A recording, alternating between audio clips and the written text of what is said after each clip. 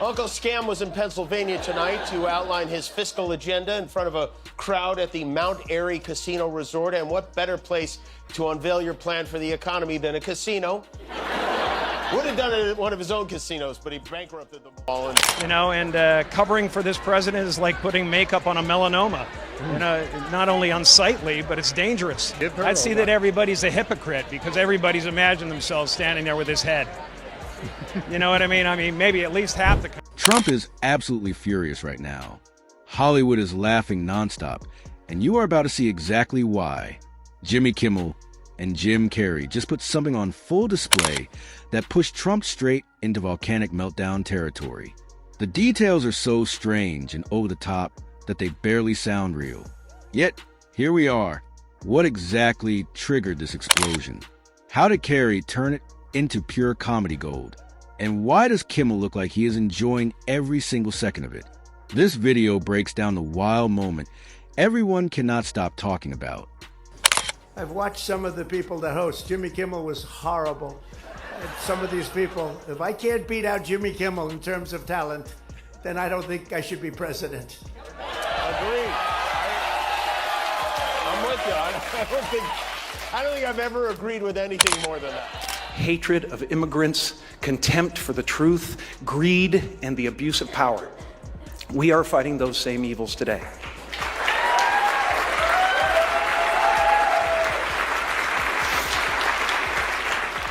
Trump was gliding.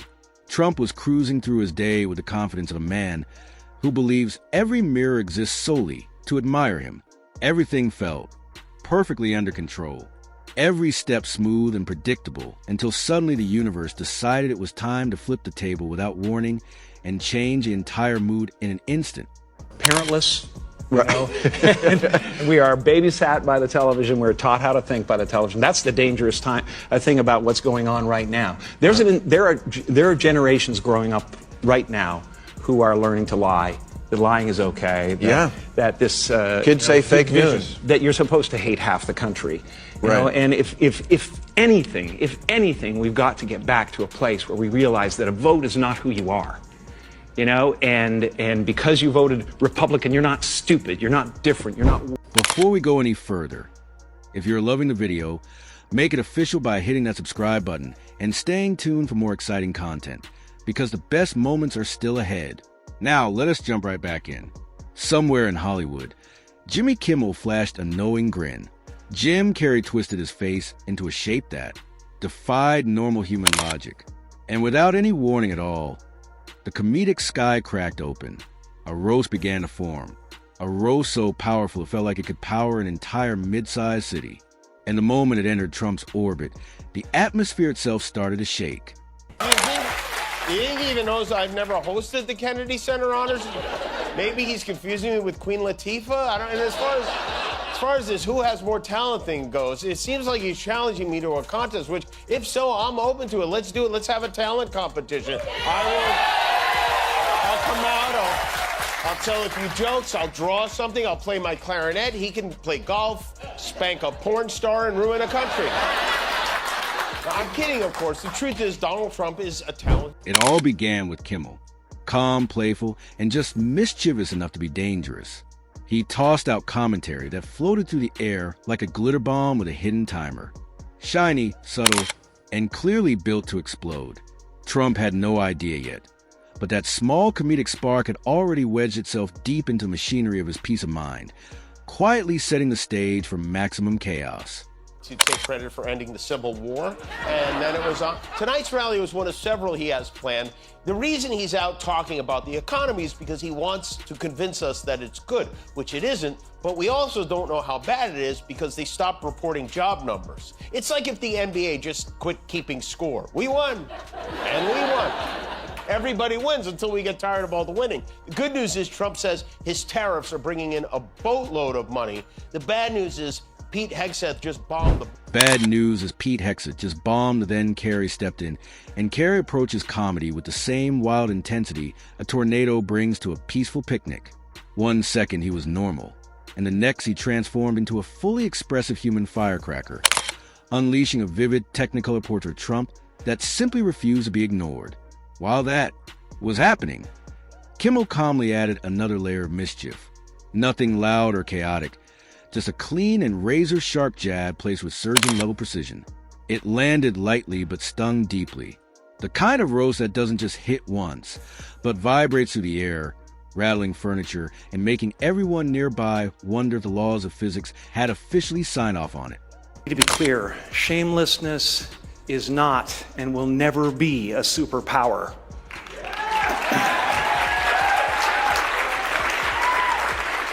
It is the mark of a villain. Kidnapping children is not what great nations do. Almost half of America at this moment believes there is a sinister deep state diabolically plotting to... The destruction did not slow down. Kimmel nudged, Carrey detonated, and Trump reacted like a man who had just realized his reflection had been replaced with a carnival caricature. Every dramatic instinct inside him switched on at once. His face tightened, his movements sharpened, and his irritation erupted like a volcano that had been waiting centuries for its moment. This was not mild annoyance. This was full cinematic outrage, complete with invisible lighting cues, sound effects, and a soundtrack driven by disbelief.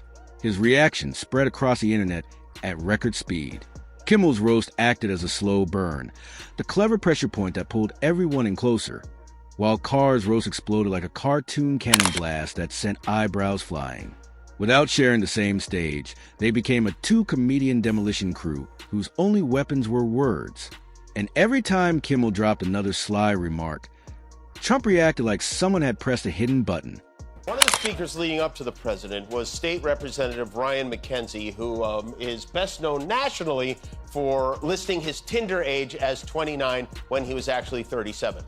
The president and his administration also went to work fixing all the conflicts, and he has resolved so many conflicts in a peaceable fashion that they just gave him the FIFA Peace Prize. How about that? That's what you call a smattering of... Each time Carrey unleashed another expressive burst of comedy, Trump's patience deflated a little more, like an inflatable tube man slowly losing air. Hollywood laughed, the internet howled, and Trump generated enough dramatic energy to power a nationwide soap opera marathon. The spectacle officially took on a life of its own as every media outlet grabbed it and ran. Each retelling somehow made it even funnier. Blog posts evolved into full comedic essays, and Trump kept responding with dramatic flair that made people replay the footage just to catch every detail. What made it even more entertaining was imbalance. Kimmel and Carrey were clearly having fun, while Trump was spiraling into a meltdown dramatic enough to deserve disaster movie funding. We have a president who started out when the country was together and had a wonderful leader, and he is tearing us limb from limb. Well, destroying every institution. Let's talk about this Donald Trump, even though we don't want to. Let's bring in on the panel for this. He's a car salesman. He's a used car salesman. Absolutely. And he's, you know, he didn't make America great again, but he did turn back the odometer. So who knows what the hell is wrong? Every move Trump made to regain control only added fuel to the comedy. He tried to stay serious, but the seriousness cracked instantly. He tried to project authority, but control slipped right through his fingers. He attempted to reclaim dignity, but dignity refused to show up for the scene. It became chaos wrapped in comedy, wrapped in outrage, wrapped in pure Hollywood absurdity. As Trump's eruption echoed through every corner of the internet, the roasters calmly moved forward. The drama became addictive, the jokes relentless, and the meltdown showed no sign of cooling because the story was still building momentum, charging ahead like a comedy avalanche that had not even come close to slowing down. Very talented person. I mean, the man can sing. The man can act. Excuse me, where's the lobby? Down the hall and to the left. Thanks. He can dance. He does impressions. Yeah! He is athletic. Oh, shake it. And he's not only an amazing artist, he also is an incredible poet. Trump's eruption did not just linger. It expanded, grew legs and danced across every platform with the energy of a crisis that refused to calm itself. His outrage radiated so intensely it felt like satellites might need to adjust course. It was theatrical, volcanic, and so extreme that future historians may need emojis to properly describe it. While Trump fumed, Carrey's roast carousel spun in. Perfect comedic rhythm. The moment Trump heard another Kimmel remark, his posture shifted instantly. Shoulders lifted, eyebrows tightened, and he braced himself like someone preparing to catch a falling piano. Carrey did not simply add to the roast. He escalated it through a chaotic style of comedy that jumped from exaggerated expression to theatrical mimicry to emotional freefall without any warning at all. Modern times, he criticized capitalism without a conscience. And that's what we have now. We have capitalism without a conscience. He showed the common man being fed through gears of the brutal, dehumanizing industrial age.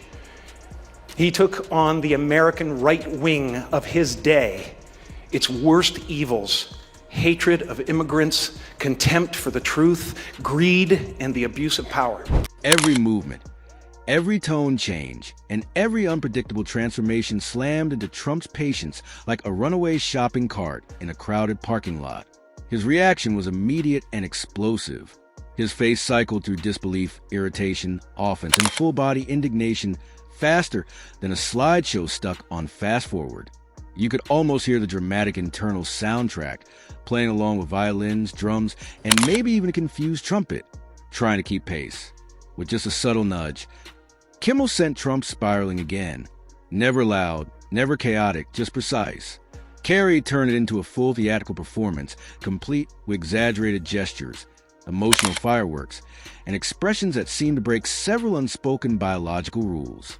Each moment pushed Trump deeper into cartoon-level frustration, thick enough to fog glass. Plan for the roof. Imagine that this went on and on for 10 years, going on 11 now. You'd strangle that person, right? This is exactly what Trump has been doing with health care. We have no choice but to absolutely replace Obamacare, and we're going to come up with a much better plan. We're coming out with a health care plan that I think will be terrific. We're going to have a plan that is so much better than Obamacare. Secretary Alex Acosta just came up with a... The back and forth became hypnotic. One roasted with mischief, the other roasted with momentum, forming a machine powered entirely by renewable sarcasm.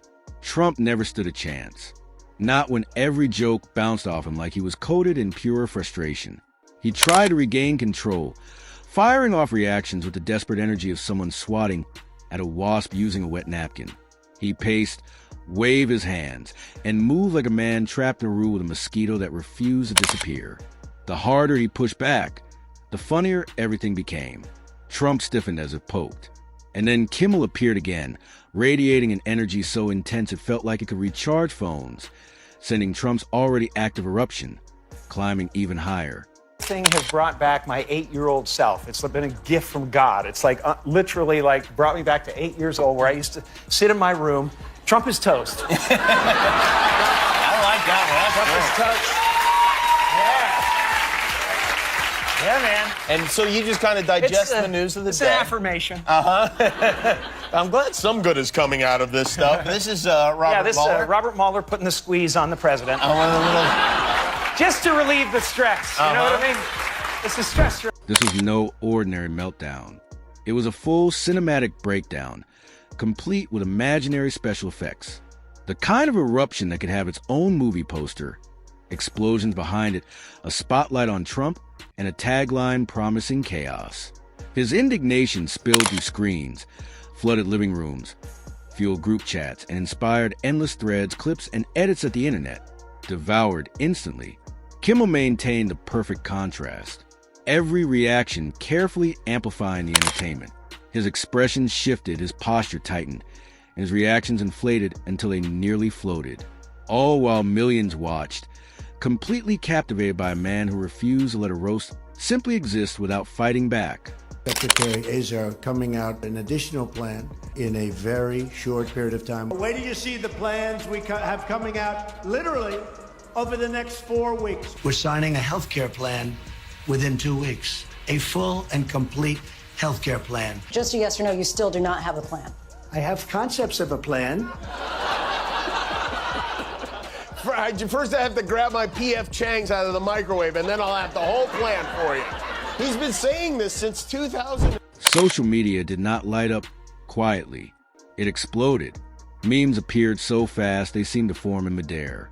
Clips were cut, looped, slowed, sped up, narrated, soundtracked, and remixed endlessly. Commenters wrote long analyses of Trump's every twitch like scholars dissecting ancient texts. The roast-fueled energy skyrocketed as Carrey unleashed another facial transformation that pushed the internet past its limits. Trump erupted again, and the world reacted with exhausted delight. The cycle became unstoppable. At this point, Trump's frustration ran on premium fuel, and every response added another log to the roaring comedic firestorm. The more dramatically he defended himself, the more material he unknowingly created, turning the eruption into a self-sustaining spectacle. Are misinformed. Reality shows have warped our idea of what a hero is, or what the truth is.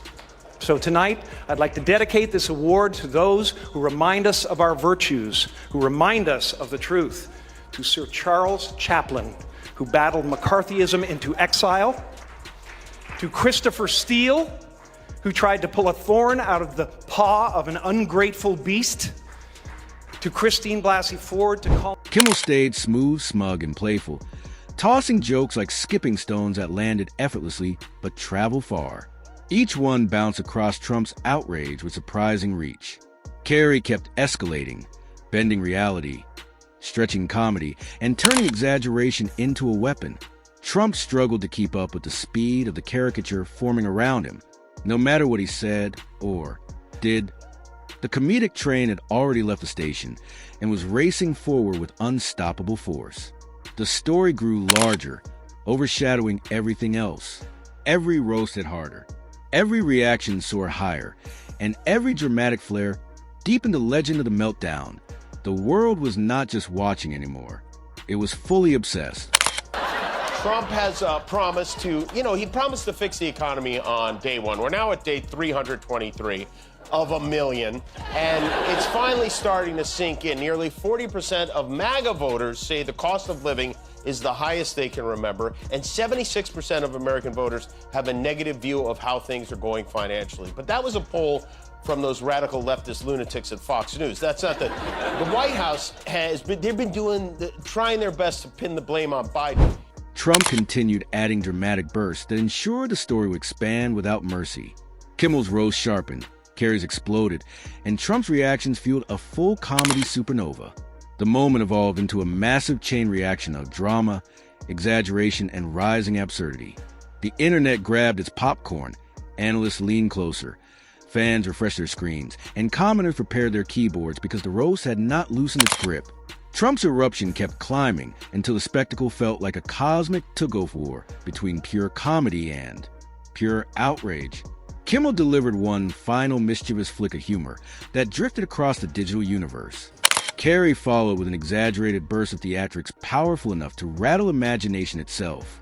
And Trump responded with one last dramatic surge that shook the narrative. The eruption finally settled. The comedy scorched everything in its path, and the drama painted the sky, leaving behind not just a moment, but full-blown comedic legend that still echoes.